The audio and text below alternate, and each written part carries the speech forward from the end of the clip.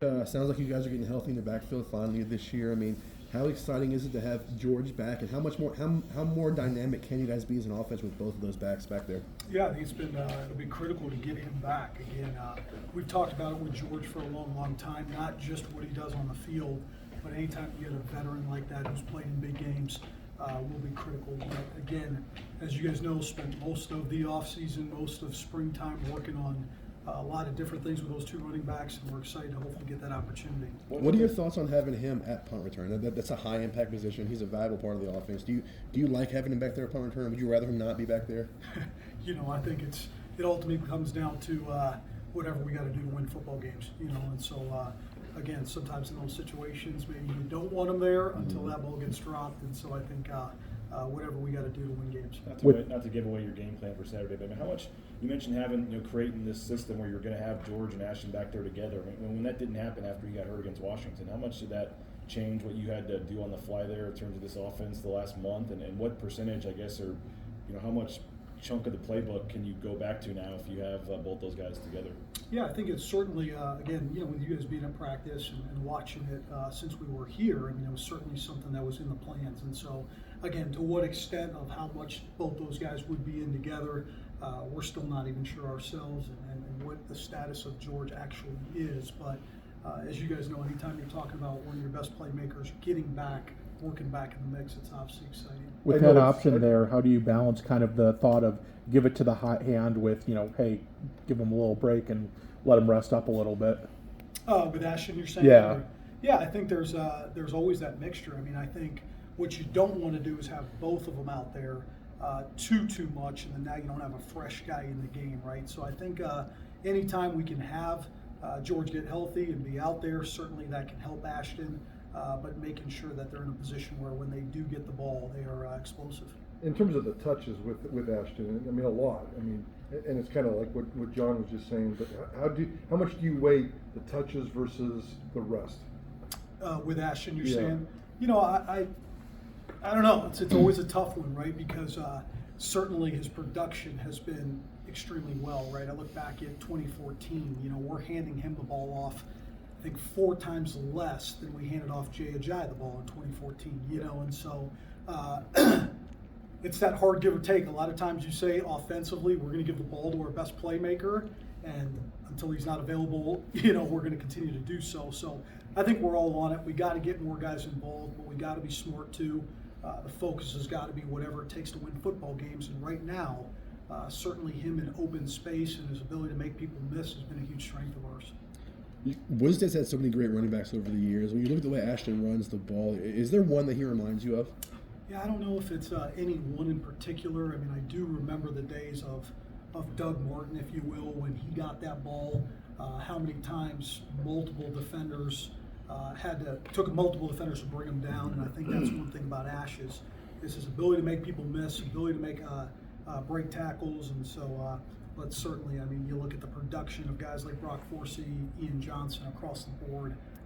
He certainly will be in that lineage of one of the great backs. So the last 2 games, shaking out, I know it's game by game, but Maddox ended up playing more snaps than Talon each of the last 2 games. I mean, Andy did say that at least for the first play, Talon's a starter still. I mean, how do you look at that? And do you think that could happen again, or are you guys trying to focus a little more on one or the other, or how do you look at how that's going to shake out? No, I think Talon's our starter. I think everyone in the building knows that. I think the toughest part is just when you look at our second and long, third down efficiency percentage, in a lot of those situations, we're operating about 20% higher than we were earlier in the year. So it's a little bit of give or take. That's really what it comes down to is we think there's parts of Talon's game and his explosiveness in the run game to come in versus San Jose and have those multiple touchdowns. And then what Maddox has done in those longer situations where normally some of your percentages are closer to 15%, and we're executing on third downs and fourth downs. So I totally get it. Trust me, I do. I mean, I understand what everybody wants it to be. But at this point, we just, the gut feeling is we certainly have had a large sample size. This is not something that's just been, hey, this is what we're doing over 2 weeks. We've had 12 or 13 games, if you will, with these quarterbacks, and that's right now what we feel is going to take to give us our best shot of winning. The point production is there with the 2 quarterback system, but in terms of the rhythm and flow, to use your guys' word, it seems like there could be more if there's better rhythm and flow. What are you learning about rhythm and flow over the last couple of weeks? Yeah, Mike, I think it's hard there too, right? Because then you can make the case, hey, maybe when we just played one guy was the rhythm off the charts. You know what I'm saying? And so really, I think the number one thing is pinpointing how we're going to get that rhythm, right? If you look at what did we do versus San Jose State that made us look in rhythm versus Colorado State, even the point production was there, but maybe we didn't feel as much in rhythm. Was it totally about the quarterback situation? Was it just about the overall execution? Was it about turning the football over? And so that's what I think we all have got to do a great job of, is what exactly is it? You know, because again, you know, you look at the numbers Maddox has been able to do. You go back to that Colorado State game, or really you go back to the San Jose State game, look what he did on those 3rd downs, those 4th downs. Those are critical plays that help us win that game. And so pinpointing exactly what it is it the 2 quarterbacks, rhythm, not rhythm? That's what we got to figure out. In terms of an ideal split, I've seen this for 2 games, an ideal split that you would want to achieve. And I mean, Andy said not only is Taylor the starter, he referred to him as the focal point. And in the last 2 games combined, Maddox has played, I believe, 6 more snaps than Taylor. So we're talking about rhythm and flow. How do you get the focal point, I guess, on the field more often than on the sidelines, I guess? Yeah, I think, you know, is there a perfect distribution in our minds? I would say Taylor would certainly be out there 60 to 65% of the time, you know, and the nature of it, as I know you guys understand, is we also have to make sure that it's not, we're not having issues of who's in the game, who's not in the game, taking delay of penalties, right? And so part of that for us is certain situations, Taylor's been in the game, and when down and distances are different, when field positions are different, that's when we've kind of got the Maddox. So in a lot of ways, the distribution, you know, has a lot to do with what situations we're in the game. When we're in a 2-minute situation, for example, Maddox has been in there, you know, and then that looks at, okay, you have a long drive, that's 12 more plays. Is that really what we set out for? Maybe not, but based off of those situations, that has a lot to do with who's out there more. And I know Bush, is this your call on most of these plays? Has Andy, does he come in on the headset and say, I want A or B next series? No, he's been great, man. I mean, the communication's always there. Again, I just we're all in this together, trying to figure out again what is going to get us that rhythm, you know. And I think we're in that situation, right, coming off a bye where I think it's been 4 or 5 games, the last 4 or 5 games of scoring 30 points, but not totally feeling like the rhythm is exactly where it needs to be. So I think we're all doing everything we can to get in that rhythm. I know you said Taylor's on board with this and all this, but I mean, it's kind of like how he does on 1st and 2nd down is going to decide if he gets to stay in on 3rd down. So what's that dynamic like where he's wanting to try to make it happen and not be looking at the sideline, and then if 3rd down, if Maddox does something, sometimes you guys are staying with Maddox, and just it's got to be a lot on I don't know if pressure is the right word, but a lot on his plate to try to want to stay in there. Yeah, I certainly think it is, you know, and again, I can't tell you how proud I am of him and how he's handled himself, and again, totally understand that up, down, am I in 3rd down, and so on and so forth. But again, you know, I just, it goes back to what is that right distribution for us? What's going to give us the best chance to win? We did that in that San Jose State game with Maddox coming in there on some 3rd down situations, 2 3rd and 15s, I believe, a 4th down play.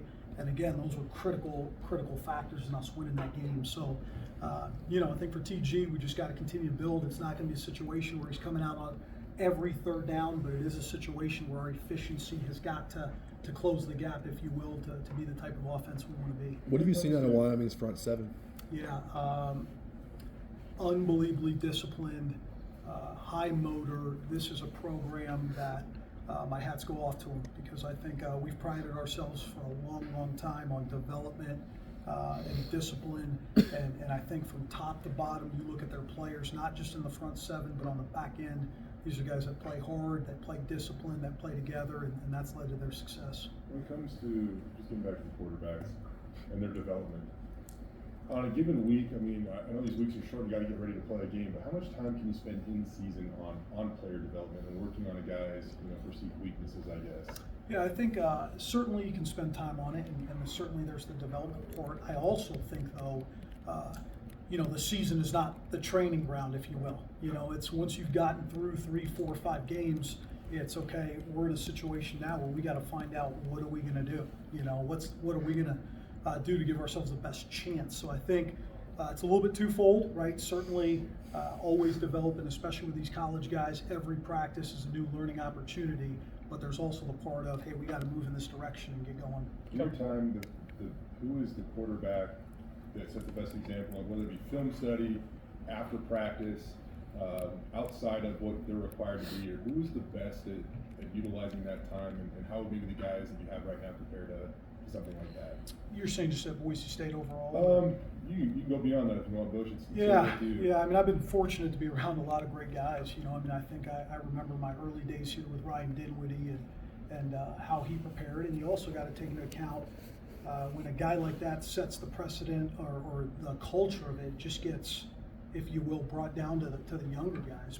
But from RD to Jared Zabransky, again, Kellen Moore was such an interesting guy, right? Because when he showed up as an 18-year-old freshman, I think, he probably didn't hurt my feelings. He acted like the things I was telling him was like the first time he'd ever heard it, but he had been there, done that already, and I think it was just out of the respect of a veteran guy. But been fortunate, to be around a lot of great guys. My time in Atlanta with both Matt Ryan and Matt Schaub was a huge year for me to see what it looks like at the professional level, and I certainly think these guys are taking that step as well.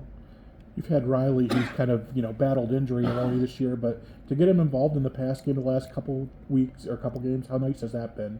Yeah, it's been great, and I think Riley and Matt Lauder have done some things that are impressive. And again, we all talk about balance, we talk about rhythm, we talk about possibly taking, you guys want to take touches away from Ashton. So those are all guys that can help balance that out and not make us as one-dimensional. I know we touched on it about the O-line. Andy was saying, it seems like you guys, for the first time since fall camp, are going to have everybody available on Saturday. What does that do? I guess the group's been pretty impressive already, but if a guy like some of these guys that have started every game may not be starting now. What does that do to the group now to have everybody back and available? Yeah, I think you said it. This offensive line, a lot of times when this happens, you're waiting on the starter to get back. I think Tim Keene's done such a tremendous job in those players. We almost feel like there's about 7 starters up front. And so that's obviously tough, right, with guys getting back, and you look at certain positions and guys who are deserving. But again, this program's been built on the depth up front, and they've done a tremendous job here, and those guys are a testament to it this season. Matt Lauder has a couple of big catches. He's been there a couple times on run plays as a blocker. Where have you seen him grow the most this season? I just think overall consistency. I think when you look at that tight end position, there's so many different categories or buckets, if you will, that you got to be great at. Certainly run blocking, pass protection, being a part of the pass game. And I think when you got a guy that's as balanced as him, who can stretch it vertically but also be one of the more physical players up front, that's when you can get dynamic. Everybody in his life says he's a fun-loving guy, even a locker room prankster. What impact does that have on the locker room? Who's that, Matt? Matt Lauder, yeah. Yeah, I think it's huge, right? Whenever you can see a guy who can be himself but also be able to flip that switch for 3-4 practices a week, and then on game day, it just gives validity of what it's got to look like. And we always preach to these guys, we want them to be themselves, but also understand the level of focus that needs to happen both in practice and on game day, and he's a great example of that. Mike, and then we got to wrap it up. No targets for Prince the last 2 games. Is that an X's and O's game situation, or is he still kind of working on the development side of it? Yeah, I think it's a little bit of both, Mike. Certainly, again, you can design certain things, and is he out there? Is the target actually going to him? But again, there's maybe sometimes it's a good problem to have. You got Billy Bowens out there, you got Static, you got both the tight ends, you got Ashton Genty, and so we're really just working through that. All right, thank you. Good. Thanks, Coach. Maybe. Austin Bolt, Andy said he was back. Can he figure in this year immediately? Yeah, we would hope so. Again, and I think the biggest thing is just getting those guys consistently practicing and consistently getting them ready to go. That's the biggest thing, and knowing who's available. But we're certainly excited about it. He's looked good.